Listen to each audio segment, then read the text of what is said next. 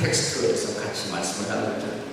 요한복음 2장에는 교회 좀 나가신 분들에게 익숙한 이야기, 예수님이 갈릴리 가나 혼인잔치에 이 잔치에 참석해서 그 잔치에 문제가 생겼습니다. 포도주가 떨어졌습니다. 기적을 통해서 포도주를 공급하시고 그리고 그 잔치석상의 기쁨을 되돌려 주신 사건이 기록되어 있습니다. 어떤 포도주 그러면 성경에도 포도주 얘기 나오네. 포도주에 관심이 더 많은 분도 계시더라고요. 근데 성경에서 포도주는 이 기쁨의 상징으로 쓰여져 있습니다. 유대인들이 지금도 거의 속담처럼 격언처럼 사용하는 격언 가운데 이런 말이 있습니다. 포도주 없으면 기쁨도 없다니. Without wine there is no joy. 포도주 없으면 기쁨도 없다니. 격언입니다. 포도주는 기쁨의 상징입니다. 여러분 기쁨 나십니까? 제가 아까 살만 나십니까? 라고 여쭤봤습니다만 정말 기쁨이 마음속에 계십니까? 기쁘신지요? 저는 사실 예수 제 주변에는 사돈의 8층까지 뒤져봐도 예수 믿는 사람 그린 적도 없었고, 저는 고등학교 경복 다닐 때는 제가 속했던 특별활동 부서는 이제 웅변반에 들어가고 문예반에 들어가고 또 불교 학생에 제가 들어가 있었습니다. 기독교하고는 별 관계가 없었던 사람. 이제 대학 저도 떨어졌거든요. 한번 문희상 씨하고 같이 서울대 떨어졌는데 저도 함께 떨어졌습니다. 앞길이 보지 않더라고요. 집안도 어려웠고. 근데 영어를 배우면 내 인생에 출구가 생기지 않을까.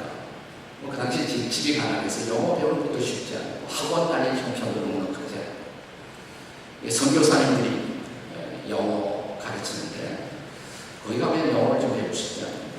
선교사님들이 따라가서 저는 갈 때마다 결심했습니다. 무슨 열심히 하면 영어만 배운다. 예수는 안 믿는다. 결심을 하고 이렇게 가서 배웠어요. 네, 선교사님이 꼭 클래스마다 영어로 성경 구절을 하나씩 외우는 것이 숙제예요. 네. 저는 예수 안 믿으면서 영어로 성경 구절을 암송하기 시작했습니다. 별로 안 놀리시는 거예요. 예수 안 믿으면서 상당히 여러 구절을 영어로 성경 구절을 암송하곤 했었습니다. 네. 근데 그때만 해도 저는 성경이 그렇게 위험한 책이라는 것을 몰랐어요. 성경이 바로 내 인생을 바꾸는, 내 팔자를 바꾸고 내 운명을 바꿀 수 있는 책이라는 것을 전혀 몰랐죠. 네. 그러면서 서서히 성경에 빠져들어가게 되고 성경의 메시지를 받아들이고 마침내 예수 그리스도를 구주와 주님으로 영접하게 되는 사건이지. 제 인생 최대의 사건이죠. 근데 그 영어를 가르치던 선교사님이 어느 날 저보고 이런 말을 해요. 미스터리. 우리 한국 사람들은 바깥에서 만나면 아주 재미있게 얘기도 하고 서로 즐겁고 이렇게 웃고 떠드는데 교회당 안에만 들어가면 다 우는다. 그 시절 교회들은 참 많이 울었습니다. 들어가면 참 많이 울었어요. 제가 신앙생활의 연력도 역사도 짧고 대답도 kum하고 참 생각하다가 제 이렇게 대답을 했습니다. 그때가 아주 고난주간이었어요. 고난주간. 그래서 제가 잘 모르긴 몰라도 예수님의 십자가의 죽으심을 생각해서 그런 것 같습니다. 선교사님 웃으면서 저에게 반문을 하더라고요. 그 예수님이 다시 사신 것은 잊어버렸나요? 그렇더라고요. 예수님이 다시 사신 것을 잊어버렸나요? 네. 근데 그 말을 잊을 수가 없어요. 예수님이 다시 사신 것을 잊어버렸나요? 여러분 예수님이 다시 사신 것을 믿으십니까? 여러분이 교회 나가 그리스도인들이라면 아마 그 고백이 있을 거예요. 그리스도에 대한 부활의 고백이 있을 거예요. 난 그분이 지금도 살아계신 것을 믿으십니까? 그분이 지금도 나와 함께하는 것을 믿으십니까? 좀 기쁘셔야죠.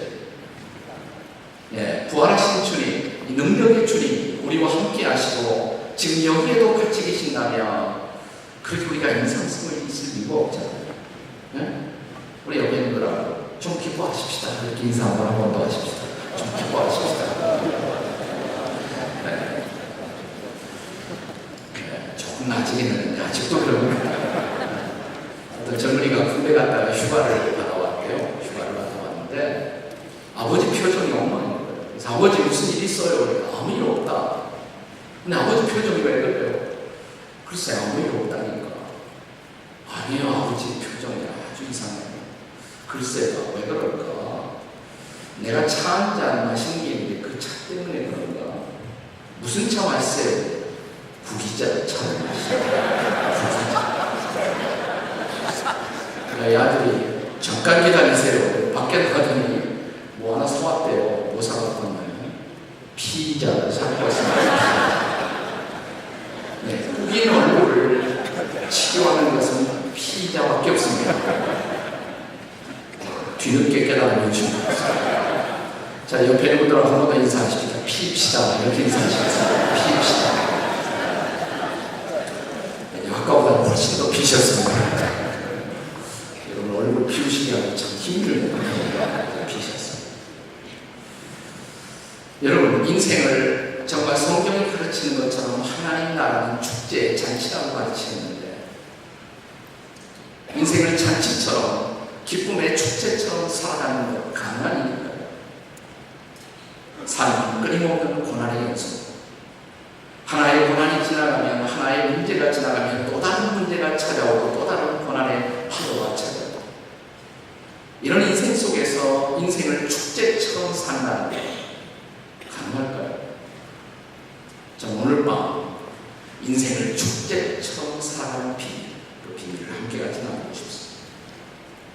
인생을 축제처럼 살려면 첫째로 예수님을 날마다 초대하셔야 합니다.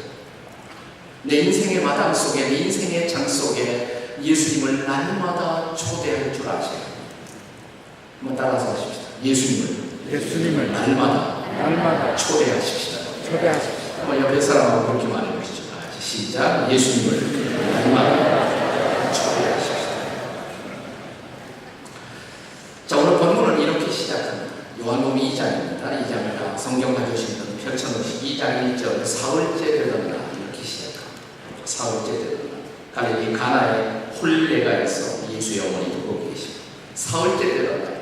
이 사흘이 뭘까? 요한복음 1장에 사건이 일어나고 사흘이 지났다는 말일까? 그럴 수도 있습니다. 그렇지 않을 수도 있습니다. 우리는 한 주간을 가리켜서 월요일, 화요일, 수요일, 목요일, 토요일, 금요일, 토요일, 일요일 이렇게 한 주간을 이름을 붙여서 부릅니다만 유대인들은 전통적으로 그렇게 부르지 않습니다. 유대인들은 월, 화, 수, 목, 토일 하는 것이 아니라 첫째 날, 둘째 날, 셋째 날, 넷째 날, 다섯째 날, 여섯째 날 이렇게 말합니다.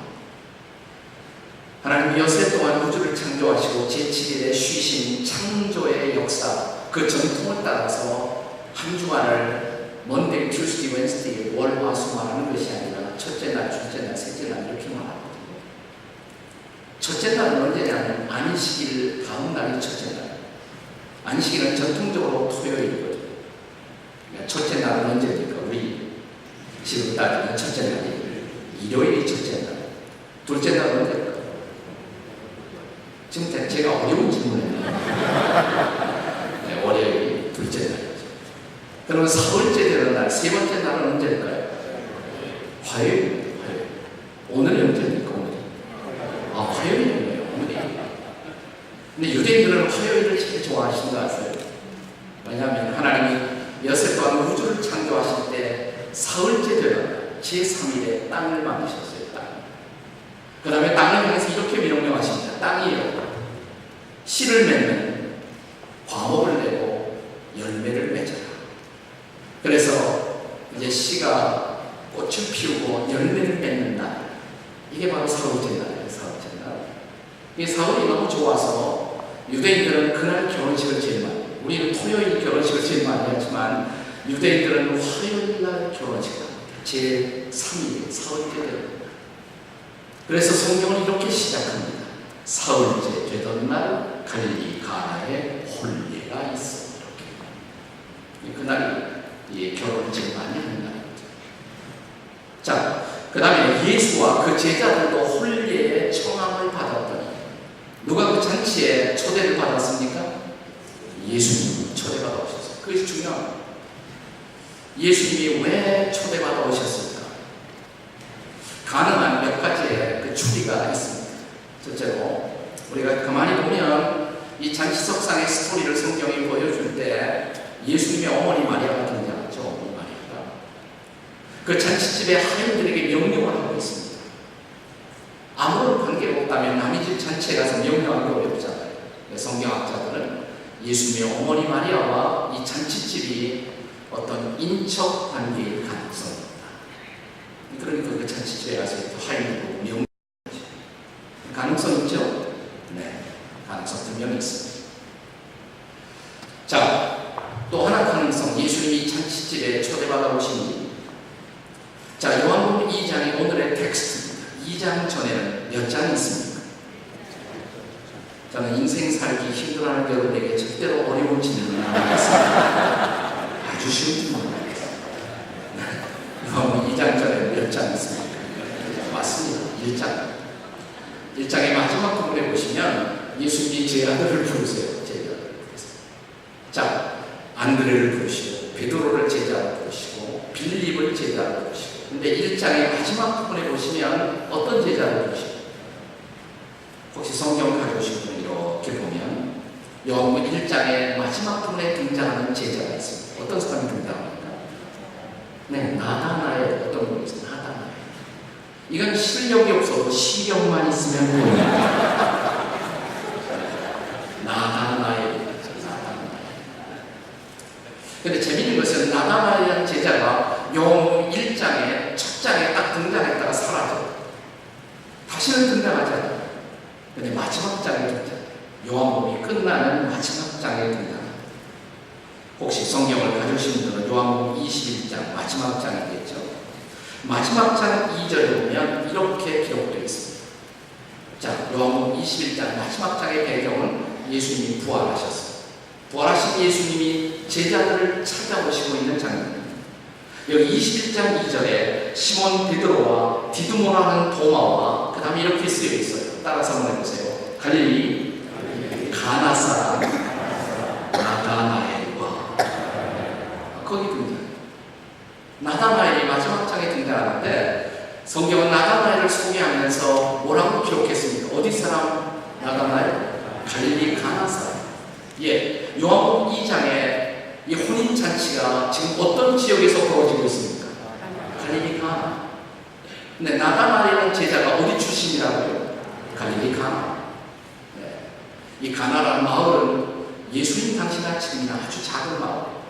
지금 성지순례를 가보면 지금도 작은 마을이에요. 예수님 당시에는 훨씬 더 적은 마을이었습니다. 성경학자들은 한 200호 되지 않았을까? 한 200가구 정도 사는 작은 마을이었습니다. 이런 작은 마을에서 한 집의 잔치가 벌어지면 한 집 잔치가 아니죠. 무슨 잔치입니까? 동네 잔치. 동네 잔치. 자, 동네 잔치가 준비되고 있습니다.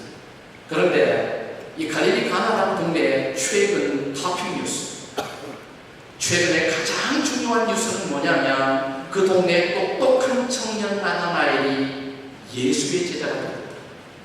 나다나엘이 예수의 제자가 되었다는 것이 뉴스예요. 자, 동네 잔치, 혼인 잔치를 준비하면서 누군가가 이렇게 말했을지 모릅니다. 야, 이번 잔치에 나다나엘이 예수의 제자가 되었다고 하는데 그 유명한 예수 선생님 한번 초대하면 어떨까? 그래서 초대받아 예수님이 잔치에 오셨을 가능성 있다 없다? 있습니까 없습니까? 없다면 제가 그 얘기를 왜 하고 있습니까? 네. 그래서 예수님이 초대받아 오셨어요. 제도 이 잔치에 초대받아. 그걸 지금 왜 강조하냐면 예수님이 초대받아 그 잔치집에 계셨다. 이게 중요합니다. 자, 그 다음에 보시면 이 잔치석상에 일어난 문제를 성경이 지적합니다. 이 잔치집에 위기가 닥쳤어요. 위기가. 3절 포도주가 떨어졌다. 자, 이 중동 지방이나 유럽 지방에서 이 혼인잔치하면 포도주는 필수품인데 포도주가 떨어졌다. 잔치가 성립하지 않습니다. 큰일입니다. 포도주가 떨어졌어요. 문제가 생긴 것입니다. 위기가 생긴 것입니다. 여러분, 살다 보면 우리는 문제를 피할 수가 없어요. 위기를 피할 수가 없습니다. 위기는 반드시 찾아옵니다. 예수 믿어도